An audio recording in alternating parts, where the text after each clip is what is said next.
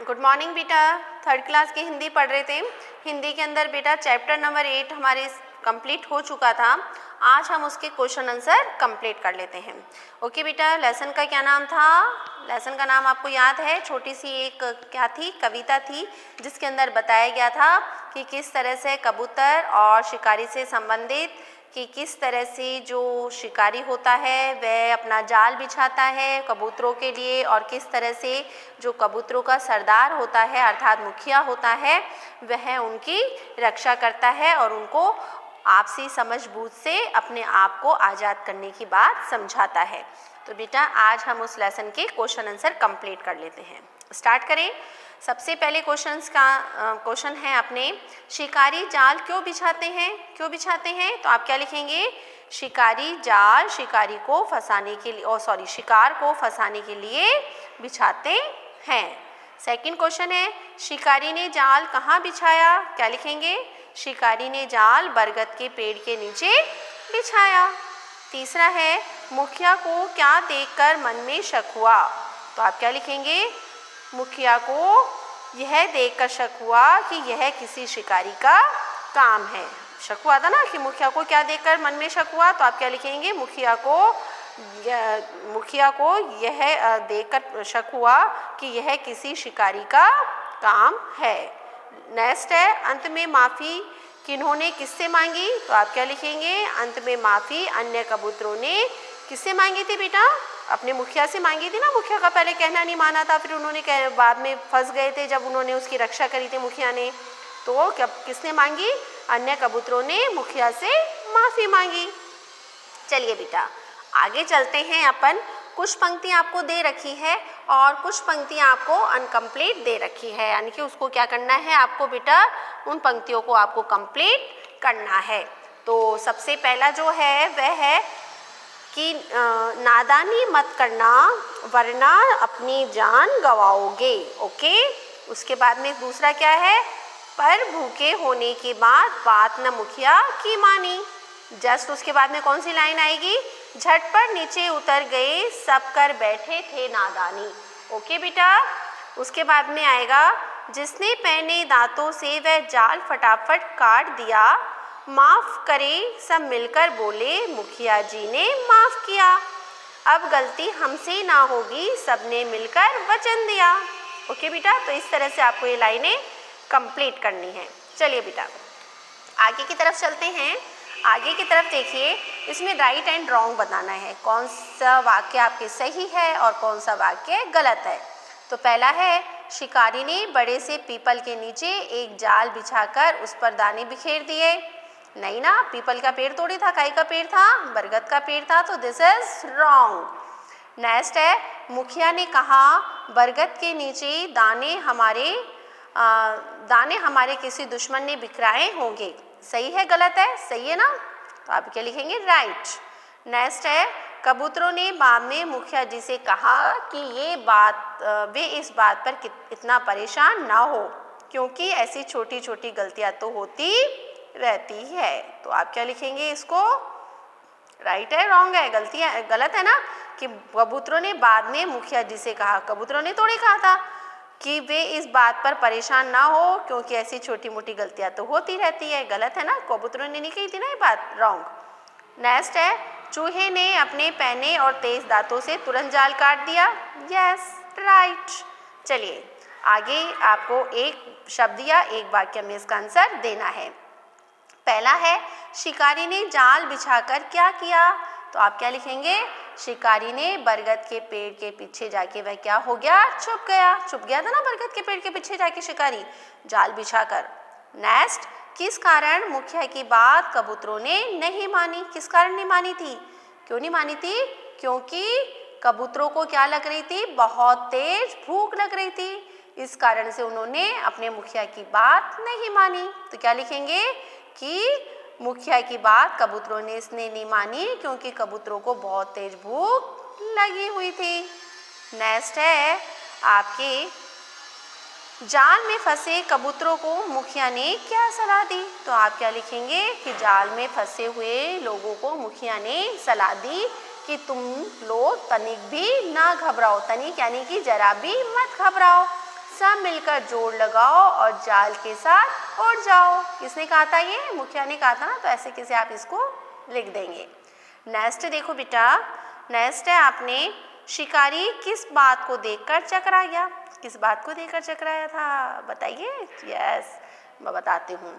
सभी कबूतरों के जाल को लेकर उड़ना देखकर शिकारी क्या हो गया? चकरा गया, कि उसको विश्वास नहीं था ना कि कबूतर उसका जाल लेकर उड़ जाएंगे। तो कबूतरों ने क्या किया था? अपनी सोच समझ और मुखिया का कहना मानकर उन्होंने जोर लगाकर उस जाल को उड़ाकर वहां से चले गए, उड़ गए। तो ये देखकर जो शिकारी था वह क्या हो गया? चकरा गया, उसको ताज्जुब हुआ।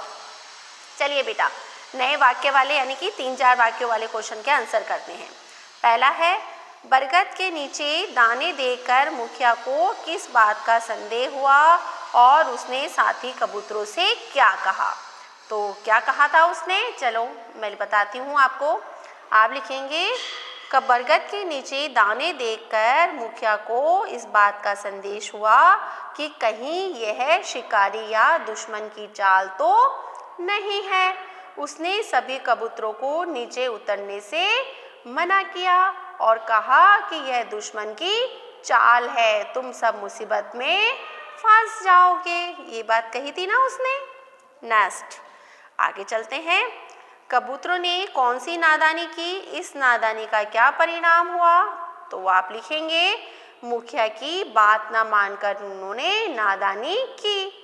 उसका परिणाम यह हुआ कि सभी कबूतरों के कबूतर शिकारी के जाल में फंस गए और मुसीबत में पड़ गए। ऐसे हुआ था ना, उन्होंने बात नहीं मानी थी मुखिया की, तो क्या हुआ था कि सभी कबूतर क्या हो गए थे? जाल में फंस गए थे और मुसीबत में आ गए थे। चलिए आगे बढ़ते हैं अपन।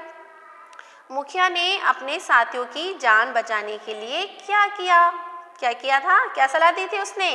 तो आप लिखेंगे, उसने उनको सलाह दी कि जाल के साथ उड़ने की सलाह दी थी ना, जाल के साथ उड़ जाओ, ये सलाह दी थी ना, और कबूतरों ने ऐसा ही किया। उसके बाद मुखिया अपने मित्र चूहे से जाल काटकर उसकी सहायता की, है ना। चूहे के पास लेके गया था ना, उसका मुखिया का मित्र था चूहा, वो चूहे के पास में उसको लेके गए। उसने क्या किया था? जाल को काटकर और उसकी कबूतरों की रक्षा की थी। चलिए लास्ट क्वेश्चन है, यह कविता आपको क्या सीख देती है? अपने शब्दों में लिख देंगे, छोटा सा ही है, और भी आप इसमें कुछ ऐड करना चाहो तो कर सकते हो। तो आप लिखेंगे कि यह कविता हमें सीख देती है कि हमें मुसीबत से निकलने के लिए हमें चाहिए कि हम परेशान ना हो, शांत दिमाग से उस मुसीबत से निकलने के बारे में सोचें। साथ ही मुसीबत के समय एक दूसरे का क्या करें? सहयोग करें, अर्थात एक दूसरे की हमें क्या करनी चाहिए? हेल्प करनी चाहिए। जब हम एक दूसरे की हेल्प करेंगे तो नेचुरली बात है हमारे सारे कार्य क्या होंगे? अच्छे होंगे। ओके बेटा, तो आपको ये क्वेश्चन आंसर समझ में आ गए।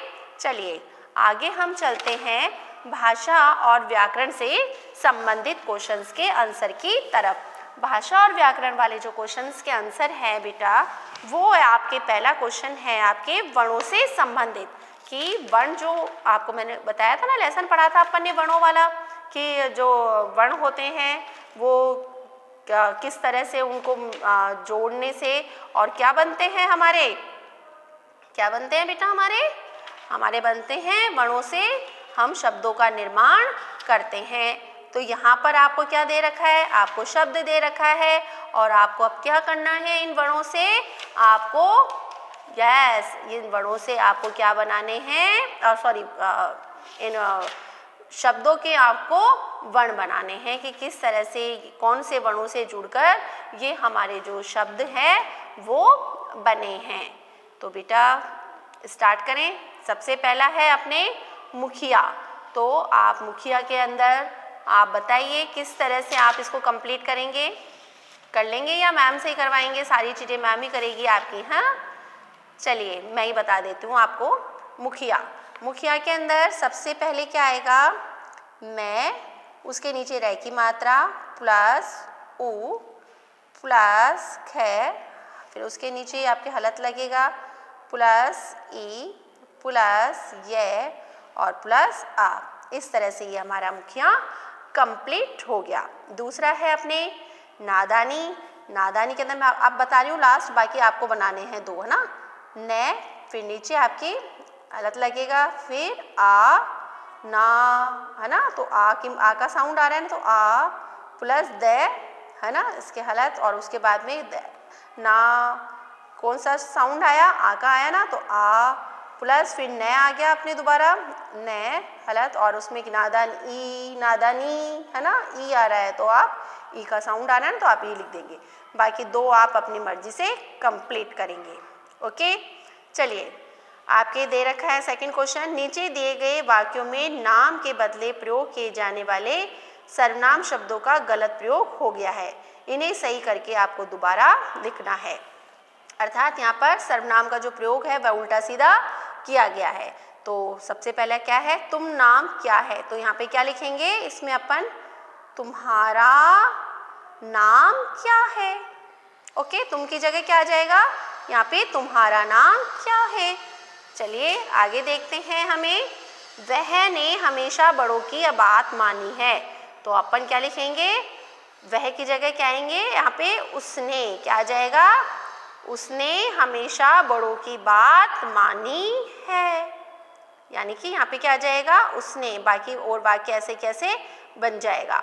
तीसरा है आपके, मेरे को आज यह कविता याद करनी है, तो मेरे की जगह क्या आ जाएगा, यहाँ पे मुझे। ओके, आप मुझे लिख देंगे। उसके बाद में है, बड़े हमेशा हमारा हित की बात करते हैं, तो आप क्या लिखेंगे, बड़े हमेशा हमारा नहीं आएगा, यहाँ पे हमारा की जगह क्या आ जाएगा, हमारे, ये चीज़ कट जाएगी, है ना। आ की मात्रा ना लगे और ई की मात्रा इसमें लग जाएगी। ओके बेटा, समझ में आ गया। आगे देखिए, सही क्रिया शब्दों से खाली जगह आपको इसमें भरनी है। शिकारी झाड़ी की ओट में क्या कर रहा था, छिप गया था ना, तो आप क्या लिखेंगे, छिप गया। ओके, आगे है, मुखिया ने बरगद के नीचे बिखरे दानों पर उतरने के लिए क्या किया था, मना किया था ना उसने। नेक्स्ट, इस कविता से हमें बड़ों का कहना मानने की सीख मिलती है। ये सीख मिलती है ना कि हमें बड़ों का कहना मानना चाहिए, मिलती है। चूहे के दांत पैने और तेज थे, है ना, तेज थे ना उसके दांत, तेज होते हैं भी लिख सकते हैं आप, सॉरी होते हैं लिखना, थे नहीं, होते हैं। इस तरह से हमारा ये जो क्वेश्चन आंसर है वो हमारे कंप्लीट हो गए हैं। ओके बेटा, एक बार दोबारा देख लीजिए सारे, कि 2 मैंने छुड़वाए हैं आपको, ये 2 आपको अपनी पसंद से मर्जी से करने हैं, इस तरह से, है ना। बाकी और पूरे क्वेश्चन के आंसर मैंने आपको करवा दिए हैं, ये भी मैंने इसलिए छोड़े हैं कि आप खुद करना सीखें, है ना।